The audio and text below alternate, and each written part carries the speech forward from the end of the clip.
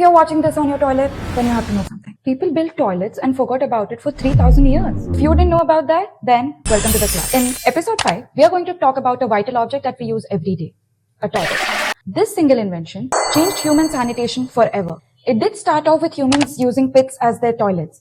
But then, around 4,000 years ago, Mesopotamians built one of the first toilets. And then came the Indus Valley civilization. Their homes had bathrooms, toilets, covered drainage system, and also city-wide sewer networks. The real surprise came in the year 1700 BCE. The Minoans of Crete built advanced toilets with flush systems. But then, the civilization hit rewind. The Minoans disappeared. The Roman civilization just after them had collapsed.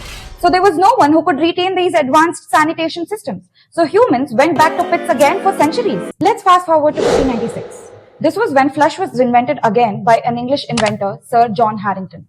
But there was one grave problem. These sewer smells came roaring back into homes.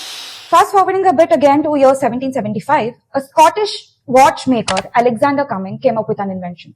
He didn't invent the toilet, but he invented a pipe with a S-shaped bend. This S-shaped bend trapped water, allowing those gases to not come back into the house. So this laid a foundation to all the toilets that we use as of now. And to talk as of today and the inventions and the advancement in this invention, toilets can flush themselves, they can also clean themselves, and they can also monitor your gut health. Quote authors from one of the papers below, the lack of sanitation and consequential bacterial infections has killed more victims than any other armed conflict of human history.